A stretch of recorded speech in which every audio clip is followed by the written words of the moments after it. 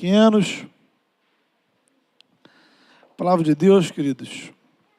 Segundo livro dos Reis, no capítulo 18. Segundo livro dos Reis, capítulo 18.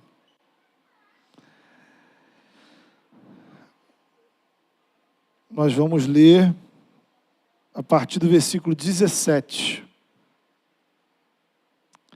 Segundo livro dos Reis, capítulo 18, a partir do verso 17.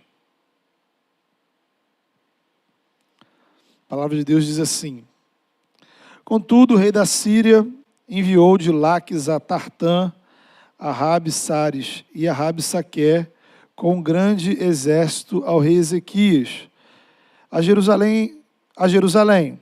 Subiram e vieram a Jerusalém. Tendo eles subido e chegado, pararam na extremidade do aqueduto do açude superior, junto ao caminho do campo do lavandeiro. Tendo eles chamado o rei, saíram-lhes ao encontro Eliaquim, filho de Ilquias, o mordomo, Sebna, o escrivão, e Joá, filho de Asaf, o cronista. Rabi-Saqué lhes disse: Dizei a Ezequias, assim diz o sumo rei, o rei da Síria: Que confiança é essa em que te estribas? Bem, posso dizer-te que teu conselho e poder para a guerra não passam de vãs palavras. Em quem, pois, agora confias para que te rebeles contra mim? Confias no Egito? Esse bordão de cana esmagada, o qual, se alguém nele apoiar, lhe entrará pela mão e a traspassará? Assim é Faraó, rei do Egito, para com todos que nele confiam. Mas, se me dizeis, confiamos no Senhor nosso Deus, não é esse aquele cujos altos e altares Ezequias removeu, dizendo a Judá e a Jerusalém: perante este altar adorareis em Jerusalém? Ora, pois, empenha-te com meu senhor, rei da Síria, e dar-te-ei 2.000 cavalos, se de tua parte achares cavaleiros para os montar. Como, pois, se não podes afugentar um só capitão dos menores dos servos do meu senhor, confias no Egito por causa dos carros e cavaleiros? Acaso subi eu agora sem o Senhor contra esse lugar para o destruir? Pois o Senhor mesmo me disse: sobe contra a terra e destrói-a. Então disseram Eliaquim, filho de Ilquias, Sebna e Joá, a Rabi-Saqué: rogamos-te que fales em aramaico aos teus servos, porque o entendemos, e não nos fales em judaico, aos ouvidos do povo que está sobre as muralhas. Mas Rabi-Saqué lhes respondeu: mandou-me acaso o meu senhor para dizer-te estas palavras a ti somente e a teu senhor? E não antes aos homens que estão sentados sobre as muralhas, para que comam convosco o seu próprio excremento e bebam a sua própria urina? Então Rabi-Saqué se pôs em pé e clamou em alta voz em judaico e disse: ouvi as palavras do sumo rei, do rei da Síria.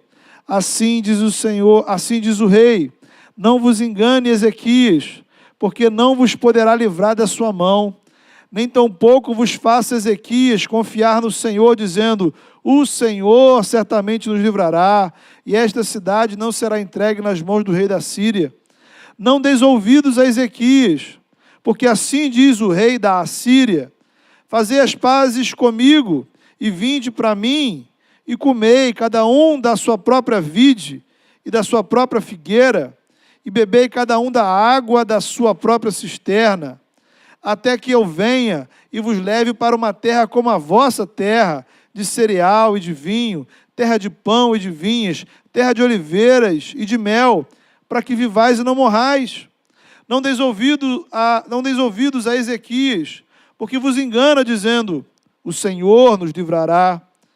Acaso os deuses das nações puderam livrar cada um a sua terra das mãos do rei da Síria? Onde estão os deuses de Amate e de Arpade? Onde estão os deuses de Sefarvaim, Rena e Iva? Acaso livraram eles a Samaria das minhas mãos? Quem são, dentre todos os deuses destes países, os que livraram a sua terra das minhas mãos, para que o Senhor possa livrar a Jerusalém das minhas mãos? Calou-se, porém, o povo, e não lhe respondeu palavra, porque assim lhe havia ordenado o rei: não lhe respondereis. Então Eliaquim, filho de Ilquias, o mordomo, e Sebna, o escrivão, e João, filho de Asaf, o cronista, vieram ter com Ezequias, com as suas vestes rasgadas, e lhe referiram as palavras de Rabsaque. Amém. Queridos, essa é uma história de como é que a gente lida com quando a nossa fé é confrontada. Você já sentiu a sua fé sendo desafiada? Isso pode acontecer de diversas maneiras. Pode ser na sua família, por exemplo, de repente, você começa a frequentar a igreja e as pessoas da sua família começam a te cobrar. Como assim? Você é crente agora? Às vezes podem ser os amigos, no ensino médio, na faculdade, com certeza você lida com questionamentos à sua fé, às vezes muitos e sérios questionamentos. Em certo sentido, essa realidade do mundo ao nosso redor, ela é até natural, na medida que nós ainda não vivemos no céu. Isto é, uma parte considerável da população ao nosso redor não é cristã, e nesse meio tem gente que simplesmente não entende nada do cristianismo. Outros, por sua vez, de fato, não gostam do cristianismo, ou porque não gostam de nenhuma religião, ou porque não gostam do cristianismo em particular, ou ainda mais especificamente não gostam dos protestantes e evangélicos. E tem gente assim espalhada por todo lugar. Podem estar na sua casa, talvez seus primos, seus vizinhos, na sua escola, no seu trabalho, na mídia, na política, nos jornais, no cinema, na música, nos esportes, nas redes sociais, na televisão, em todo lugar. Estão no Brasil e pelo mundo afora. Então, até Jesus voltar, a gente não pode se iludir. Lidaremos com esse tipo de confronto. E aí a gente precisa combinar um negócio aqui, irmãos. Vamos lá, né? Não vamos ficar nos fazendo de vítima. Eu confesso que esse vírus, ele me infectou recentemente, mas Deus já está me tratando. Entre os vários vírus que circulam, né? Tem esse também. Do que eu estou falando? Bem, eu sou crente a vida toda, né? Crente raiz, né? Crente desses que são crentes, né? Que pecam pra caramba, que choram, que se arrependem, que levam pauladas do Senhor, que são exortados e que vivem uma vida na igreja buscando a santificação. Bem, e N vezes a minha fé ela foi pressionada, desafiada, né? Já me senti discriminado pela minha fé, já tive a minha fé já me senti zombado pela minha fé. Todavia, isso assim, nunca mexeu comigo de uma maneira séria. Nos últimos anos, porém, eu comecei a perceber uma sensação como se as hostilidades entre a sociedade e a igreja estivessem se intensificando. E de repente você começa a sentir assim, poxa, caramba, o mundo inteiro está contra a igreja. Todos estão contra a igreja, né? E a gente tem que brigar, tem que partir para a briga, tem que se defender. E aí esse sentimento começa a arrastar o nosso coração né? Ou melhor, essa situação começa a arrastar o nosso coração para um sentimento de vítima e, ao mesmo tempo, de confronto, de enfrentamento, de embate. E aí, até que eu caí em si. E Deus iluminou meu coração. E eu olhei para trás.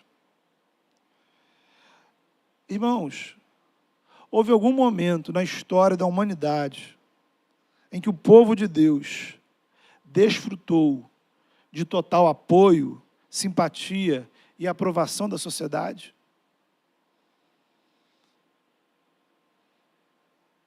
Ao contrário, né? Ao contrário. O que vemos nos livros de Reis e Crônicas é que os servos de Deus eram perseguidos dentro do próprio povo de Deus. Veja isso, né?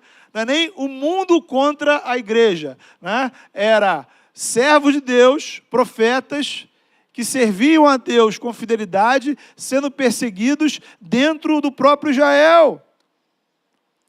Será que os cristãos do Novo Testamento tiveram vida fácil diante dos judeus e dos romanos? Você já deu uma olhada naquela lista lá de Hebreus, capítulo 11, para ver mais ou menos como é que são aqueles que a palavra diz que viveram pela fé? Então a gente se dói pela discriminação, enquanto cristãos do passado enfrentaram perseguição. É o que, aliás, muitos enfrentam hoje, nesse exato momento, pelo mundo afora. Prisão, tortura, às vezes morte. Olha para a história dos missionários que trouxeram o evangelho aqui para o nosso país.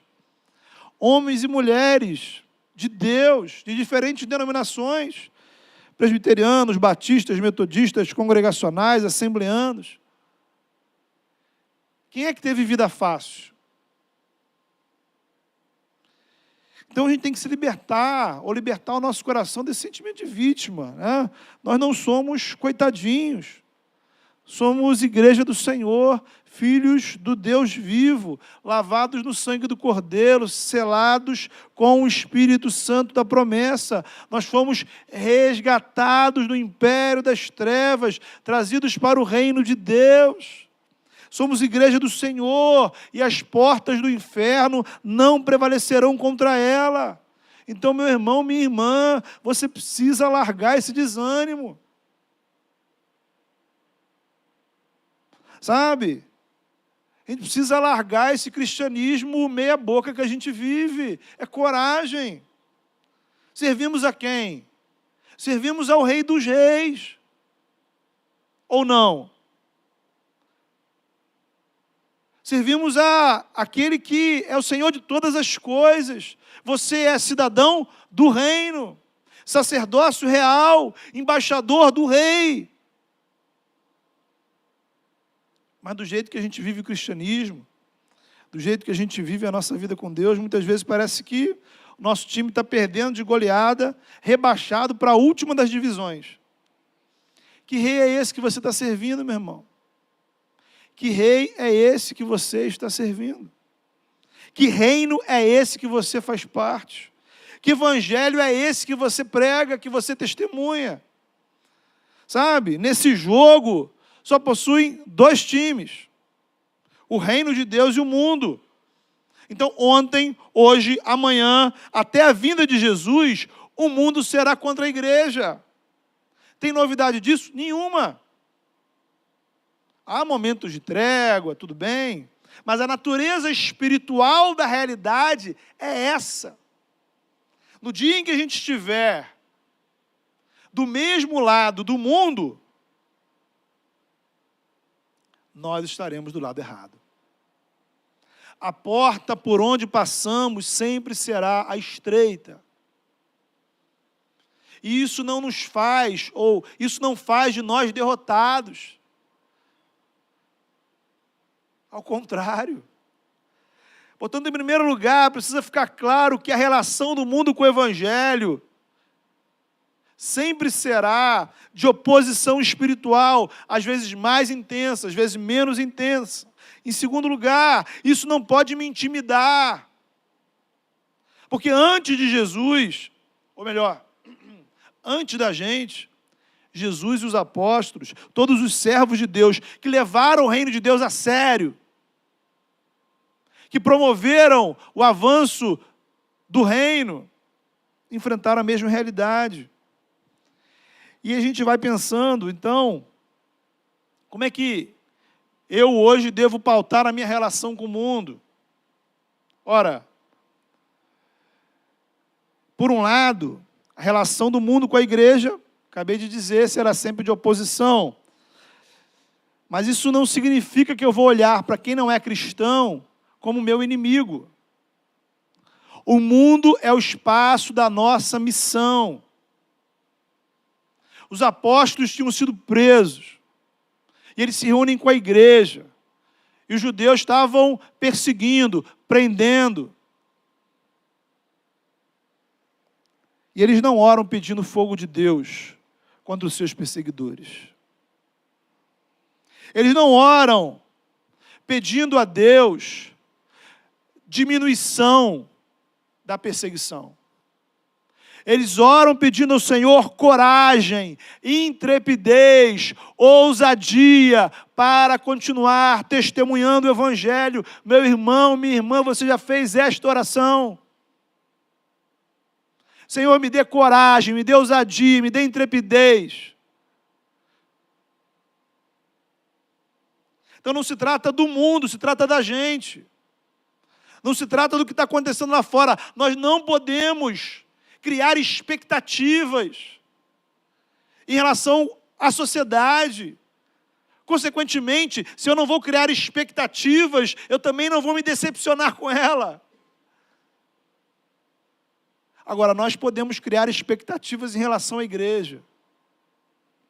Nós podemos criar expectativas em relação ao papel do povo de Deus. Nós podemos criar expectativas à nossa vida enquanto cristão. Porque servimos a um Deus vivo. A mensagem do Apocalipse é para que os cristãos, no meio de toda aquela perseguição, perseverassem em fidelidade, não deixando de testemunhar o Evangelho, sem se corromper com o mundo. Então o objetivo da igreja não é dominar a terra, derrotando os incrédulos. O final dessa história não é a igreja ocupando o trono mundial. O final dessa história é Cristo triunfando sobre a maldade, trazendo a nova Jerusalém que desce do céu. Esse reino tem um rei, e esse rei não sou eu nem é você. Eu e você somos servos. O seu papel é ser servo de um reino que tem um rei. E ele nos envia a servi-lo, a pregar o Evangelho. A mensagem do reino é salvação pela graça, através da fé em Jesus. Culto, esse momento, é quando a gente se reúne para adorar o rei, para celebrar, nós temos um rei. Nós fazemos parte do reino. Ele nos trouxe para cá, não por mérito. Não foi eu que me coloquei aqui. Ele me resgatou. Ele me deu a cidadania, eu não tinha direito. Adoramos o rei, confessamos com os nossos lábios que o nosso rei é Jesus. Servimos ao rei com nosso tempo, com nossos recursos, com nosso coração, com nossa habilidade, e saímos daqui para viver uma vida de acordo com a vontade dele, uma vida missionária, compartilhando a mensagem do reino, para a glória de Deus.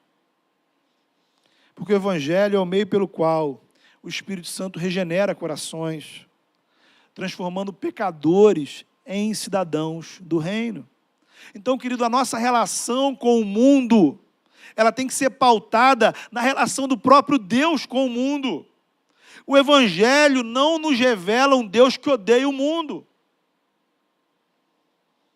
O Evangelho nos apresenta um Deus que amou o mundo de tal maneira, que deu, que entregou o seu Filho por ele.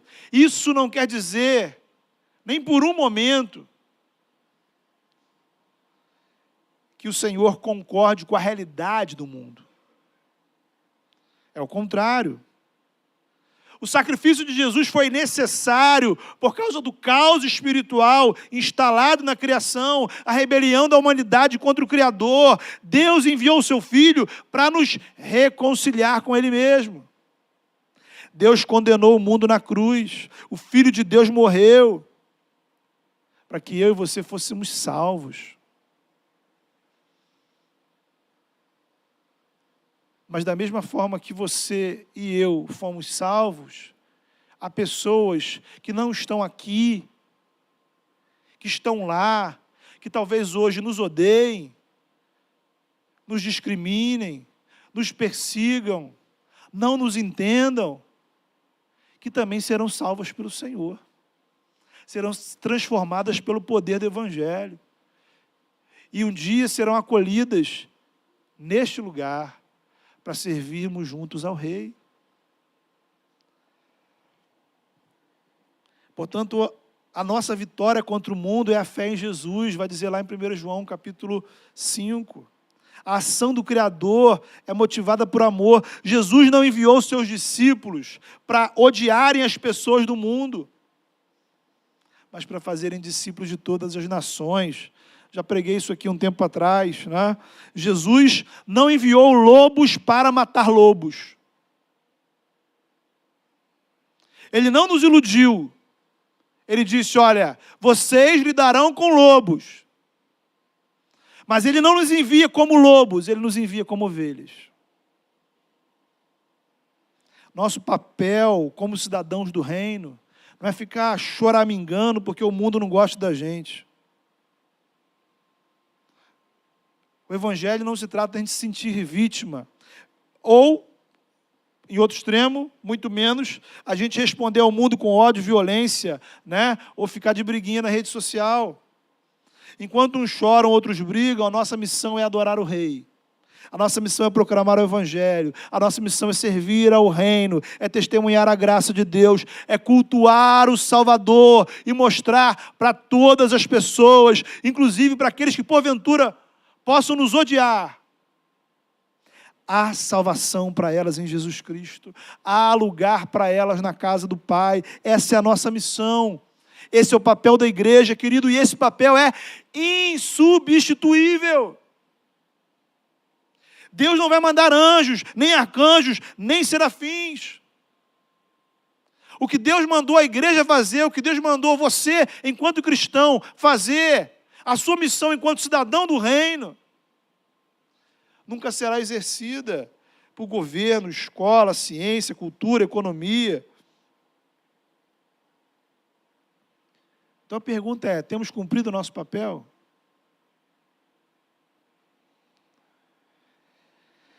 Essa longa introdução, queridos, ela é necessária para você entender essa tensão que existe entre igreja e sociedade, essa oposição espiritual que existe entre reino de Deus e mundo. Esse é o geral. E agora eu queria olhar para o particular, né? Você individualmente, quando alguém desafia a sua fé, particularmente, como é que você lida com isso? Aí entra o nosso texto. O que está acontecendo aqui? O exército da Assíria cercou a cidade de Jerusalém.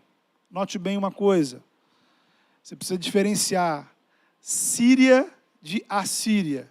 Né? Então, Síria é um país ao norte de Israel, capital Damasco, que existia naquela época e era inimigo de Israel.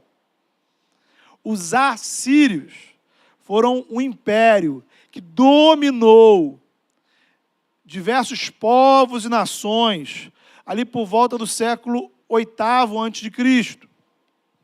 Após uns 100 anos de poder, eles deixaram de existir. A capital deles era Nínive, para onde lá Deus mandou o profeta Jonas, anos depois. Bem, a política assíria, ela é muito simples, muito prática. ou a cidade se submetia ao governo deles, ou eles passavam por cima com violência e crueldade, né? Então, naquele momento, eles estavam cercando a cidade de Jerusalém e querem que o rei Ezequias se renda e entregue a eles a cidade. Alguns versículos antes, você verá que, anos antes, o reino do norte de Israel já tinha sido invadido pela Síria e destruído. Então, uma parte considerável do povo de Deus já tinha deixado de existir pela ação dos assírios. Então, resta a cidade de Jerusalém, mas a cidade não se rende. O comandante da Síria, então, vai até a entrada da cidade e inicia o seu discurso com uma pergunta. Versículo 19. No que vocês estão pondo a confiança de vocês? Vocês confiam em quem? Em quem vocês confiam para terem a arrogância de não se renderem ao poderoso rei da Síria? Queridos, há dois tipos de questionamentos à nossa fé. Aqueles que nos questionam porque realmente não entendem, e aqueles que nos questionam porque realmente querem nos confrontar, nos afrontar. Então, vamos pensar primeira realidade, a pessoa que não entende, né? É a pessoa que te pergunta assim, como é que você pode ficar tranquilo numa situação dessas, né? Nesse caos do mundo, como é que você pode ter paz? Ou a pessoa que comenta com você, não, eu não consigo compreender alguém que age igual a você. Não faz sentido para mim. Ora, do ponto de vista humano, o comportamento da fé sempre será uma loucura. É uma insanidade. Não faz o menor sentido. Significa que por mais que a pessoa esteja interessada em saber a resposta, ela nunca vai entender você tomar uma decisão baseada na confiança em Deus. Ou você justificar um comportamento porque essa é a vontade de Deus. Às vezes, nem mesmo dentro da igreja, as pessoas entendem. Se Jesus fosse ouvir os discípulos, ele não teria ido para a cruz. Isso não quer dizer, queridos, que para tudo que a gente vai fazer, a gente terá uma iluminação espiritual. O ponto é, nós não podemos ser ou esperar ser compreendidos pelo mundo. Porque operamos em bases diferentes.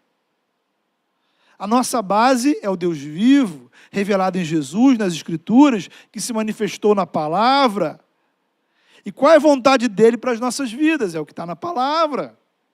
Cremos em um Deus que intervém na história, um Deus que faz milagres, que age em nós pelo Espírito. Cremos em um Deus que se comunica, em um Deus que interage, que fala aos nossos corações, porque Ele está vivo e ativo. Então, agir confiando em Deus e obedecendo à vontade dEle é submeter a palavra dEle. Isso não significa, note bem, que nós devemos ser afoitos ou apressados. Devemos orar, devemos meditar na palavra, devemos conversar com outras pessoas. E nesse processo o Senhor vai confirmando no seu coração, vai direcionando. O nosso coração é enganoso, irmãos. Sempre conte com esta variante. O seu coração é enganoso. Por isso é crucial ouvirmos outros irmãos e irmãs, além do nosso próprio coração. Eu pessoalmente acredito muito em decisões que nós tomamos, baseados em um processo de oração. Sabe, não é aquela coisa assim, acordei de manhã, Deus me iluminou, vi um passarinho azul e pronto. Não. Você veio orando. Você assume um compromisso de oração. Você vem conversando com Deus a respeito. Você vai meditando na palavra. Você vai ouvindo outras pessoas. E no processo, você vai percebendo que Deus está agindo. Irmãos, Deus responde às nossas orações. Ora, se nós servimos a um Deus que responde às nossas orações, por que é que eu vou tomar decisões precipitadas, afoitas, sem parar para refletir na vontade dEle? O perigo é a gente querer basear a nossa vida na lógica do mundo, ao invés da lógica do Evangelho. É aquela pessoa que diz, não, ok, eu creio em Deus, mas, poxa, pastor, não faz sentido a gente agir dessa maneira, né? Não tem cabimento. Né? Jesus está lá na igreja, né? No culto, mas aqui é o mundo real. Né? Não dá para agir toda hora baseado na fé. Né? Aí vem aquela frase famosa, né? Não dá para espiritualizar tudo. Perceba, querido, você está caindo na armadilha. E aí você começa a achar que a única forma de você agir no mundo é pela lógica do mundo. A única maneira de você agir na sociedade é pela lógica da sociedade. Então, Cristo fica confinado ao domingo entre as 10 e 12 horas. 19h30, 21 horas. Fora desses horários, ele não está disponível na sua vida. Estranho, né? Pois bem, nesse ponto a nossa fé é exatamente como Tiago descreveu, uma fé morta. Você diz que tem, você professa tê-la, mas ela não faz diferença alguma na sua vida. Você não toma nenhuma decisão, atitude, levando em consideração o seu relacionamento com Deus. Veja, queridos, infelizmente, muitos cristãos vivem assim. É esperado que alguém que não tem Cristo no seu coração haja dessa maneira, porque justamente ele não confessa Cristo como Senhor da vida dele. Então ele vai procurar outra lógica, outro fundamento, outra base.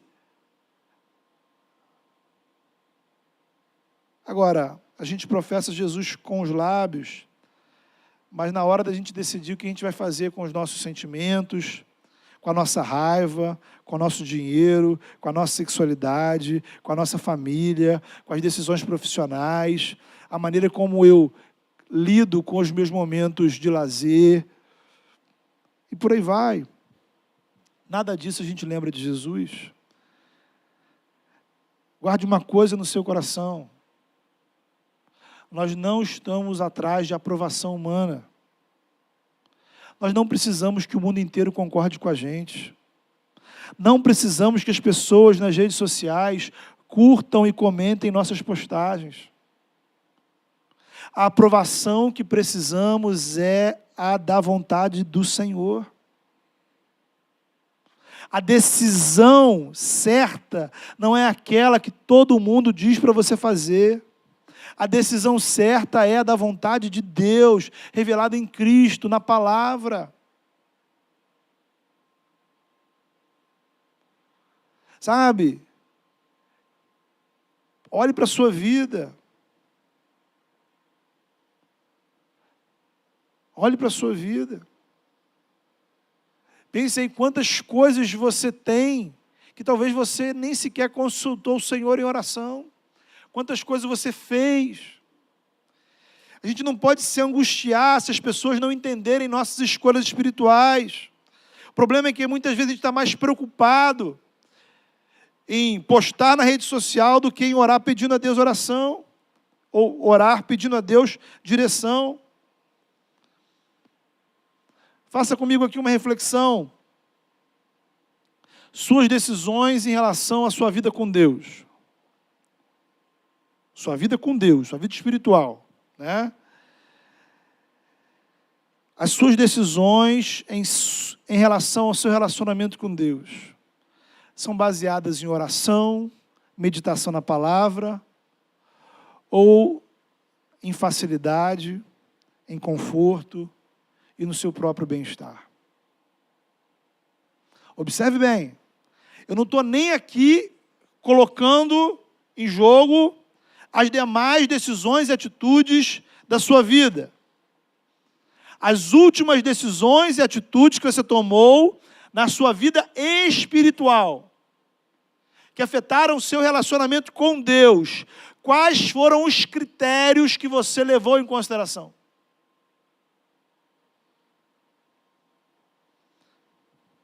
Coisa do tipo, por que eu entro e saio de uma igreja?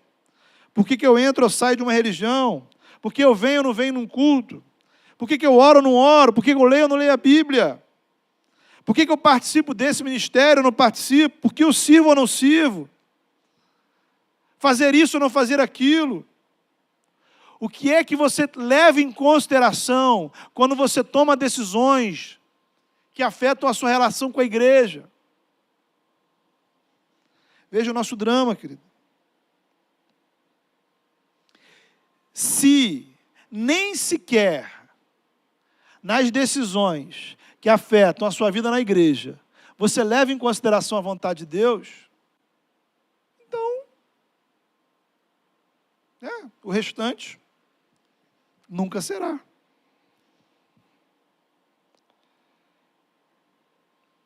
Eu não tenho que estar preocupado em dar explicações. Eu não tenho que estar preocupado nem mesmo se as pessoas vão entender. Mas eu preciso ter uma convicção sincera, a partir de critérios e dinâmicas espirituais, se o que eu estou fazendo é a direção de Deus para a minha vida. E essa é a pergunta que eu queria que você guardasse no seu coração. Você tem essa convicção? Não estou perguntando o que é mais fácil para você, o que é mais cômodo para você, o que você combinou com a sua esposa, com o seu marido, o que você avaliou conforme as condições da sua vida. A pergunta é, você tem convicção de que as suas atitudes, o seu caminho, o rumo que você tem tomado na sua vida, essa é a vontade de Deus para você?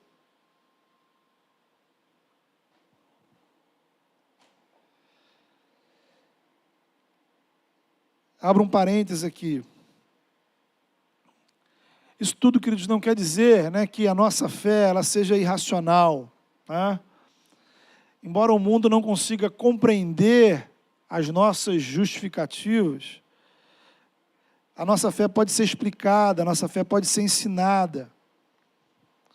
Porque Deus age no nível e ao alcance da nossa inteligência. É daí que vem a teologia, uma explicação racional da fé. As doutrinas que a igreja desenvolveu ao longo dos séculos, elas são capazes de explicar a qualquer um. Porque, por exemplo, nós cremos que Jesus é nosso Salvador. Eu posso te apresentar com tranquilidade todos os argumentos pelos quais, enquanto cristão, nós acreditamos nisso. E ao final, veja bem, uma pessoa que preste atenção, ela vai dizer, poxa, eu entendi. O que quer dizer isso? Ela entendeu o seu raciocínio. Todavia, ela não creu. Você pode encontrar o inverso. Você pode encontrar pessoas que não são cristãs, que vão poder explicar muito bem determinados pontos da fé cristã. Ele entende a lógica do processo, os argumentos. Então, fé não é apenas entendimento.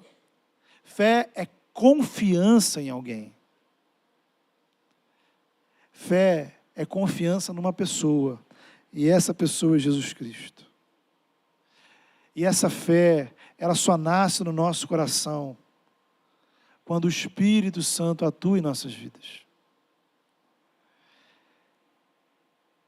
Se nesse momento, durante essa palavra, onde quer que você esteja aqui, ouvindo online, acompanhando online, ouvindo essa pregação em outro momento, Você percebe o Espírito Santo tocando no seu coração?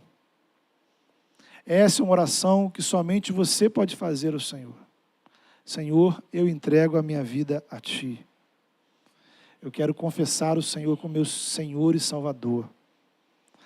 De modo que a nossa fé, ela pode ser explicada racionalmente, mas a nossa convicção espiritual, que me leva a tomar uma decisão A ou B, ela é baseada em relacionamento com Deus, confiança em Jesus, e isso é a ação sobrenatural do Espírito Santo, isso é milagre. De modo que, por um lado, eu devo sempre estar disposto a explicar a qualquer um a razão da esperança que há no meu coração.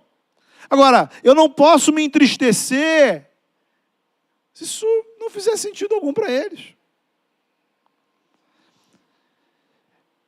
Segundo questionamento que pode existir para a nossa fé, e aí eu quero terminar com isso, são aqueles que zombam da nossa fé.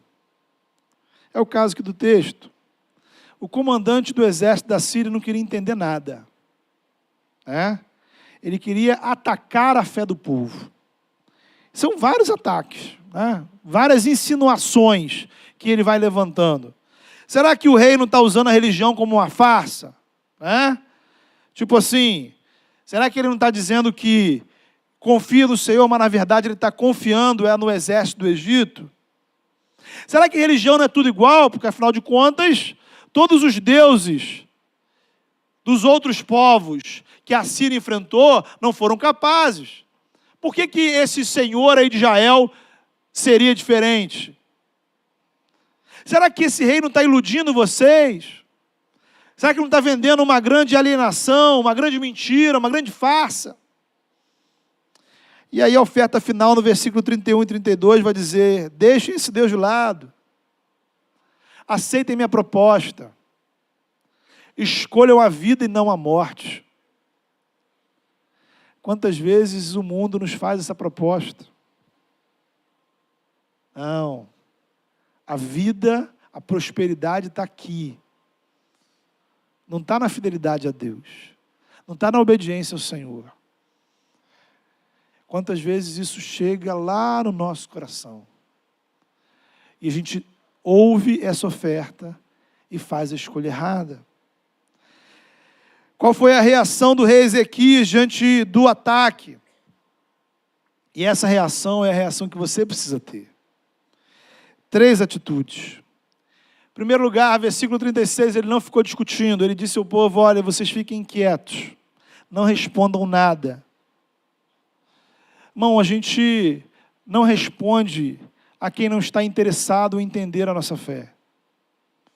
O Evangelho não avança com discussão com pessoas que só estão interessadas em ridicularizar a nossa fé. Então, é preciso saber manter o silêncio. Quem vai mudar o coração do outro não é o seu argumento. Quem vai mudar o coração do outro é o Espírito Santo. Segundo lugar, capítulo 19 vai mostrar que Ezequias busca orientação no profeta Isaías. O profeta Isaías, aquele lá do livro. Então, Ezequias vai lá e fala: Isaías, o que a gente faz? E Isaías fala: confia. Confia que Deus vai dar livramento. Então Ezequias não ficou sozinho com seus próprios pensamentos, ele buscou orientação. Terceiro, capítulo 19 vai mostrar uma linda oração feita pelo rei Ezequias. Entre outras coisas, ele vai dizer: Senhor, eles derrotaram os outros povos, porque os deuses deles, na verdade, não eram Deus. Eram madeira, eram pedra, eram metal. O nosso Deus é o Deus vivo. E a resposta de Deus vai vir. E Deus vai dizer: essa guerra não será vencida nem com armas ou com escudos. E naquela noite, o anjo do Senhor atacou, veio sobre o exército dos inimigos. E tudo aquilo acabou naquele mesmo instante. Eles voltaram para a terra deles. e a cidade de Israel foi libertada. Bem, querido, às vezes a nossa fé é desafiada. Pessoas desafiam, confrontam a nossa fé. Talvez isso esteja acontecendo com você e perigosamente, você pode estar sendo inclinado a tomar caminhos e decisões que não sejam a vontade de Deus. Creia, a saída não está em se render às propostas do mundo. A saída está em confiar no livramento que vem do Senhor. Feche seus olhos, vamos orar. Coloque a sua vida diante do Senhor.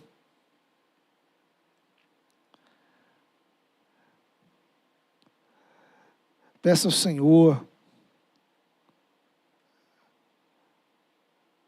coragem espiritual para você assumir sua posição como cidadão do reino.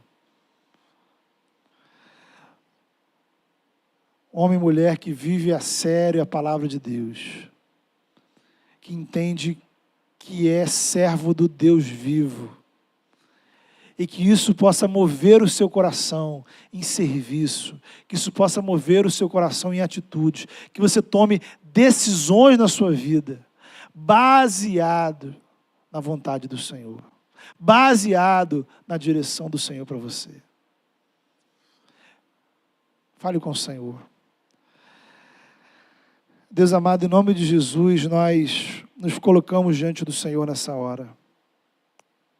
Pai, pedimos por misericórdia, Senhor, porque vivemos um mundo, ó Pai, caótico ao nosso redor, mas nada diferente, Senhor, do que outros servos seus do passado enfrentaram, Senhor.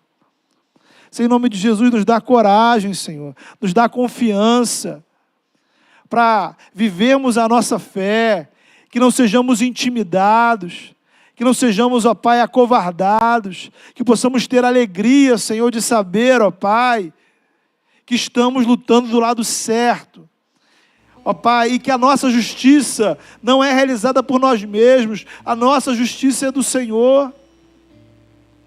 O nosso papel é viver o Teu reino, Senhor, em nome de Jesus.